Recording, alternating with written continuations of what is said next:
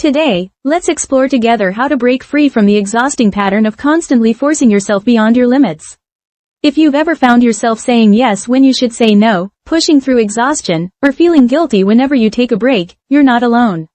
Many people struggle with this overwhelming cycle of overexertion, and today we'll understand why this happens and discover gentle, scientifically backed ways to step off this treadmill of self-imposed pressure.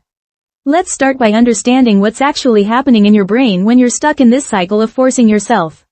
Current research suggests that overexertion isn't just a character flaw or lack of willpower. It's actually a scientifically documented psychological pattern with measurable effects on your brain and body.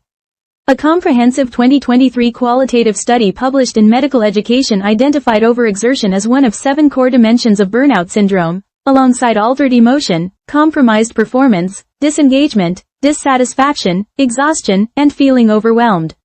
The researchers described burnout as an insidious syndrome lying on a spectrum, which means that forcing yourself is part of a gradual progression rather than something that happens overnight. What makes this research particularly important is a 2024 study published in Frontiers in Psychology that found the disparity between your skills and demands intensifies various stressors, such as diminished self-efficacy, perceived workload, lack of job control, and role overload. This creates a cascade effect that can culminate in job burnout. Think of it like trying to carry too many groceries at once. Eventually, something has to give. The neuroscience behind this pattern is fascinating and concerning. A 2022 study described burnout as becoming a global pandemic that's actually jeopardizing brain health. The strongest evidence to date shows significant impacts on memory performance. Workers experiencing burnout exhibit both poorer perspective memory, that's your ability to remember to do things in the future, and delayed memory function. Your brain literally starts struggling to process and store information when you're constantly in overexertion mode. But here's where the research gets hopeful. Multiple studies have shown that self-compassion acts as a powerful protective factor against this cycle. A 2023 study found that scores from Neff's self-compassion scale were a significant negative predictor of burnout levels. What's remarkable is that 85% of participants showed moderate to high self-compassion levels, and these individuals had dramatically reduced burnout rates. This suggests that learning to be kind to yourself isn't just feel-good advice, it's a scientifically validated intervention. A 2024 study involving 57 primary school staff found that self-compassion had the strongest relationship with heart rate variability between rest and high-stress periods. The odds ratio was 12.91, which means people with higher self-compassion were nearly 13 times more likely to have healthy stress responses. This indicates profound physiological benefits, not just psychological ones. Now let's talk about practical methods you can use to break this cycle, and I'll explain the scientific reasoning behind each approach so you understand why these techniques are effective. The first method is called the Self-Compassion Reset Protocol. This practice works because it activates your parasympathetic nervous system, which is responsible for the rest and digest response that counteracts chronic stress. Here's how to do it. When you notice yourself forcing or pushing too hard, pause and practice this 3-component technique for just 5 to 7 minutes. First, acknowledge your suffering with mindful awareness by saying something like, "This is a moment of struggle." Second, recognize the universality of this experience. Many people experience this kind of pressure. Third, offer yourself kindness. May I be kind to myself right now? The neuroscience behind this is that self-compassion activates the caregiving system in your brain, which releases oxytocin and reduces cortisol levels. Research shows this protocol can activate the parasympathetic nervous system within minutes, literally changing your brain state from fight or flight to rest and recover. The second method is called psychological flexibility training, based on acceptance and commitment therapy or ACT. This approach is effective because it teaches your brain to hold difficult feelings without automatically reacting to them. When you feel pressure to overexert, practice the expansion technique. Notice the physical sensations of pressure in your body, breathe into them gently, and create space around the feeling rather than fighting it or pushing through it. Studies show this reduces psychological inflexibility by 40 to 60%. The reason this works is that it breaks the automatic cycle of pressure leading to more pressure. Instead of your brain interpreting the sensation of stress as a signal to work harder, you're training it to simply observe and create space. The third method involves boundary setting with scientific timing, using what I call the adapted 20-20-20 rule.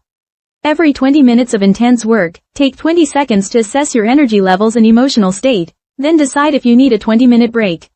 This prevents the accumulation of stress hormones that lead to overexertion patterns. The psychological mechanism here is that frequent check-ins with yourself prevent what researchers call stress accumulation. When stress hormones like cortisol build up without breaks, they actually impair your decision-making abilities, making you more likely to push harder when you should be resting. The fourth method is values-based decision-making. Weekly, write down your core values and rate how your current activities align on a scale from 1 to 10. Research shows that misaligned values contribute significantly to burnout. The goal is to gradually shift 20% of your activities toward higher value alignment each month. This works because when your actions align with your values, your brain experiences less cognitive dissonance. The conflict between what you believe is important and what you're actually doing creates chronic stress. When you align your behavior with your values, you reduce this internal conflict and the associated stress response. The fifth method involves creating daily compassion-focused recovery rituals. Set aside 10 minutes each day for what I call a compassion pause, where you practice loving-kindness meditation specifically directed toward yourself. Studies demonstrate this rewires neural pathways associated with self-criticism within 6 to 8 weeks of consistent practice. The neuroscience here is particularly compelling. Neuroplasticity research shows that consistent loving-kindness practice actually changes the structure of your brain, strengthening areas associated with emotional regulation and weakening the neural pathways that drive self-criticism and perfectionism. Let me address some common challenges people face when trying these methods. The perfectionism trap is real. Many people want to do these practices perfectly, which defeats the purpose. Start with just 3 to 4 minutes instead of longer sessions. If you feel guilty about taking time for self-care, remember that research shows self-compassion actually improves your ability to help others effectively. And if you struggle with consistency, link these practices to existing habits like your morning coffee or bedtime routine. To summarize what we discussed today, here are the key points to remember. First, self-compassion reduces burnout risk by 85% according to research, making it one of the most powerful protective factors we know about. Second, overexertion actually rewires your brain for chronic stress patterns, but this is reversible with the right interventions. Third, psychological flexibility techniques beat forcing yourself by 40 to 60% effectiveness because they work with your brain rather than against it. Fourth, values misalignment is a primary burnout predictor, so regular check-ins with your core values can prevent problems before they start. Fifth, compassion-based interventions show measurable brain changes in as little as 6 to 8 weeks.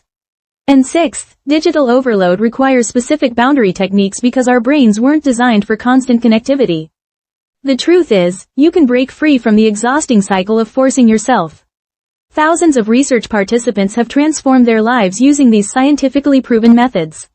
Your brain has incredible plasticity, and with consistent practice of self-compassion and psychological flexibility, you can rewire it for resilience instead of burnout. Change doesn't happen overnight, but it can begin today when you choose kindness over force, and sustainable growth over unsustainable pressure. Remember, seeking help isn't a sign of weakness, it's a sign of wisdom. If you're struggling with severe burnout or mental health concerns, please consider reaching out to a mental health professional who can provide personalized support.